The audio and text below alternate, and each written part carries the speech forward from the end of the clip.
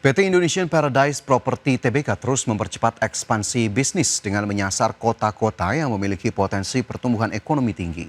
Strategi ini dilakukan untuk meningkatkan pendapatan berulang atau recurring income sekaligus memperkuat portofolio properti perseroan di berbagai daerah potensial.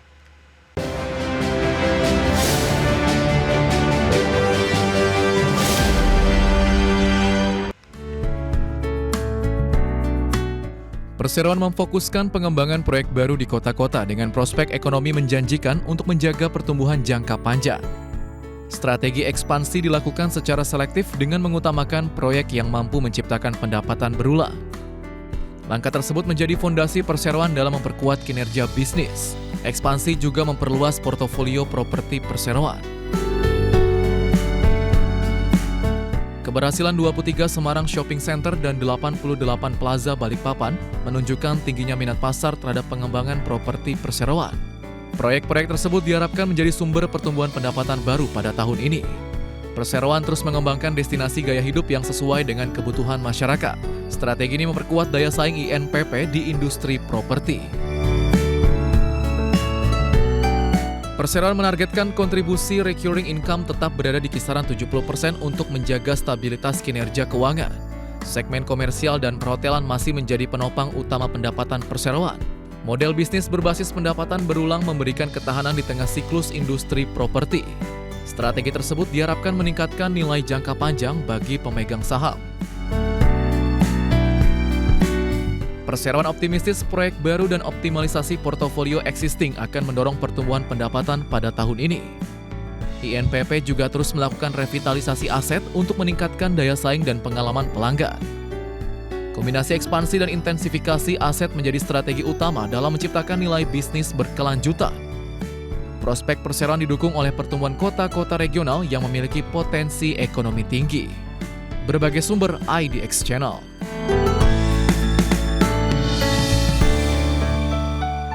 PT Transcoal Pacific Tbk memperkuat bisnis logistik maritim melalui penambahan armada kapal yang didanai fasilitas kredit investasi.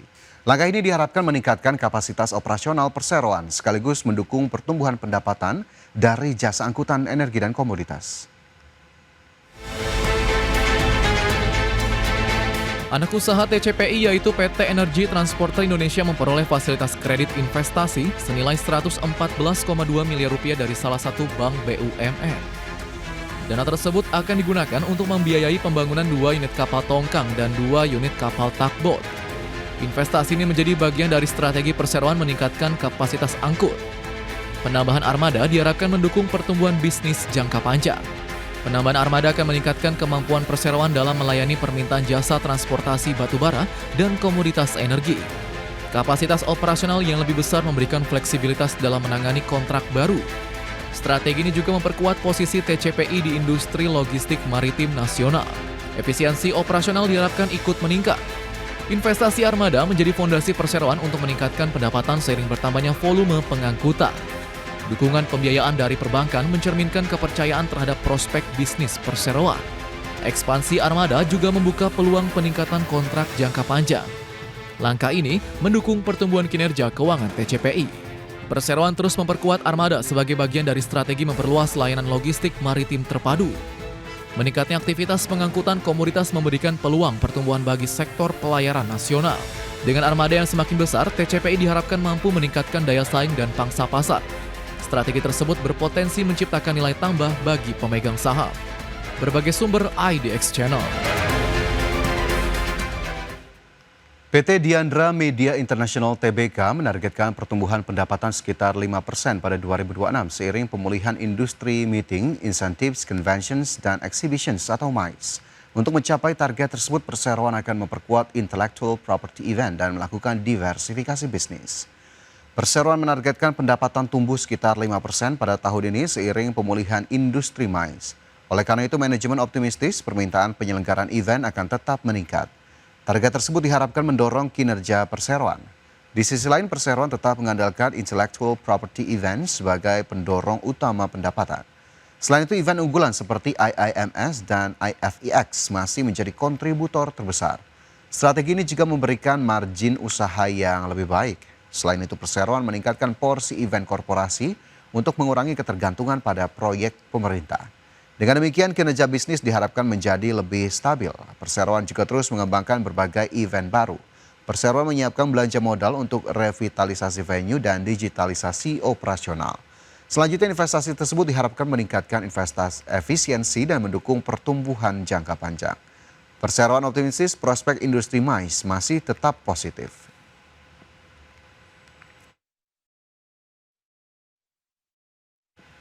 Pemirsa, BPH Migas menjanjikan antrean kendaraan yang membutuhkan BBM di sejumlah SPBU di wilayah Sumatera dan lainnya akan terurai dalam waktu paling lama 2 hari. Kepala BPH Migas Wahyudi Anas memastikan stok BBM bersubsidi seperti biosolar dan pertalite masih cukup untuk melayani kebutuhan masyarakat. Menurut Wahyudi Anas, antrean kendaraan terjadi karena pola pergeseran konsumsi masyarakat. Dari yang sebelumnya membeli BBM non-subsidi kini beralih ke BBM bersubsidi. Peningkatan pengguna BBM bersubsidi tersebut membuat antrean semakin panjang di sejumlah daerah, terutama di jalur logistik Trans Sumatera.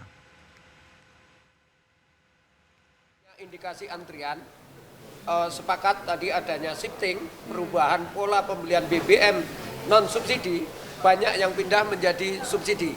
Itu sesuai regulasi, ketentuan memang diizinkan dan dimungkinkan untuk masyarakat.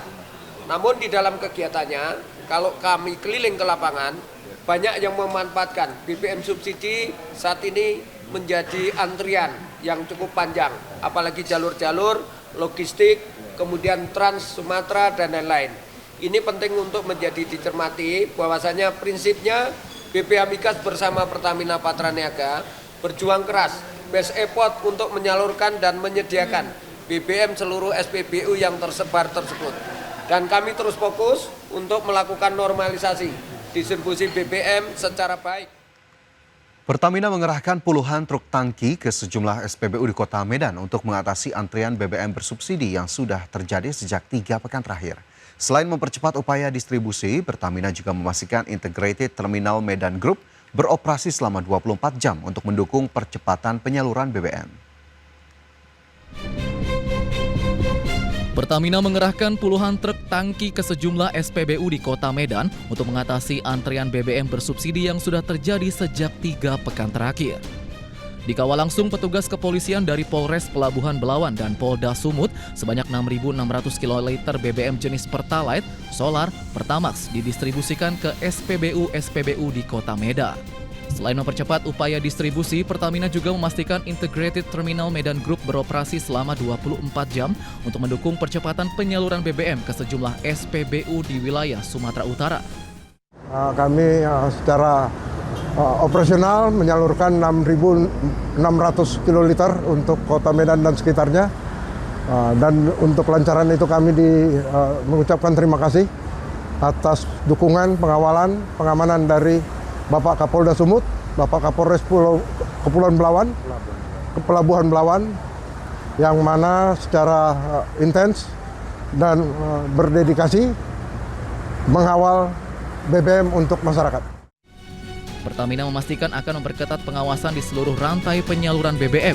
Pertamina tidak akan mentolerir terhadap setiap bentuk pelanggaran yang mengganggu kendala distribusi yang merugikan masyarakat.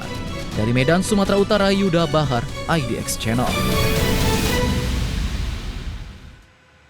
Menteri Investasi dan Hilirisasi Rosan Roslani menyebut bahwa realisasi investasi hilirisasi pada semester 1 2026 mencapai 300,1 triliun rupiah atau naik sebesar 6,9% secara year on year. Adapun kontributor utama dipimpin oleh sektor mineral yakni sebesar 206 triliun yang disumbang oleh nikel, bauksit, dan tembaga.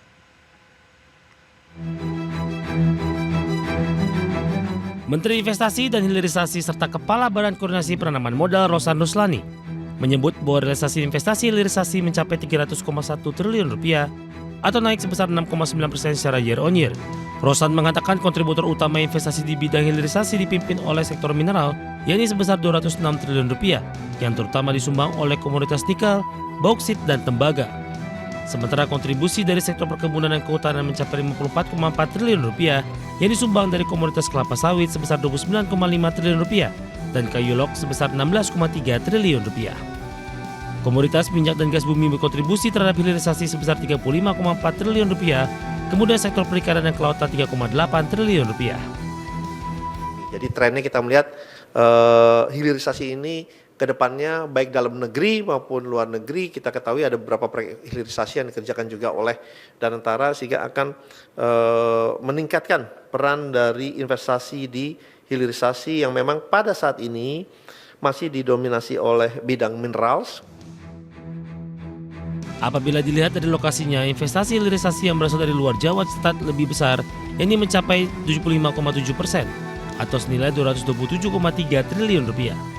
Sulawesi Tenggara menjadi kontributor investasi hilirisasi tertinggi sebesar 56,1 triliun rupiah, disusul Maluku Utara dengan kontribusi sebesar 53,9 triliun rupiah. Sementara peringkat ketiga ditempati Jawa Barat dengan menyumbang investasi 25,8 triliun rupiah. Jakarta, Tim Liputan, ADX Channel. Kementerian Perindustrian terus memperkuat pembangunan sumber daya manusia yang siap kerja dan berdaya saing global. Langkah ini untuk mendukung pemerintah dalam industrialisasi dan hilirisasi dalam negeri. Pemerintah melalui Kementerian Perindustrian terus memperkuat sumber daya manusia industri sebagai fondasi dalam mewujudkan visi Indonesia menjadi negara industri maju. Komitmen ini diwujudkan melalui penyelenggaraan pendidikan vokasi industri pada jenjang SMK, SMAK, dan SMK SMTI yang dirancang sesuai kebutuhan dunia usaha dan dunia industri. Kepala Badan Pengembangan Sumber Daya Manusia Industri Dodi Rahadi mengungkapkan, saat ini industri nasional telah menyerap lebih dari 20 juta tenaga kerja serta memberikan kontribusi sekitar 82% terhadap ekspor nasional. Hal ini menandakan sektor industri terus tumbuh dan membutuhkan tenaga-tenaga baru yang kompeten. Hal ini sejalan dengan program pemerintah dalam memperkuat industrialisasi dan hilirisasi dalam negeri. Sebulan pertama ini sudah 52,22% lulusan yang SMK. Ya. Kalau tadi ada tenaga kerja di luar lulusan ini, artinya yang kami melatih juga untuk pekerja migran. Ya. Itu ke luar negeri yang kita training di balai-balai diklat. Yang lulusan ini 3 bulan pertama ini juga kan dilatih bukan dilatih, kita arahkan ke industrinya. Hingga Juli 2026, sebanyak 1.483 orang atau 63,70% dari total 2.369 lulusan telah terserap bekerja di berbagai perusahaan industri. BPSDMI juga akan terus mendampingi lulusan yang masih berada dalam proses pencarian kerja dengan memberikan asistensi selama 3 bulan ke depan untuk pencarian kerja. Dari Jakarta, Adi Firmansyah, IDX Channel.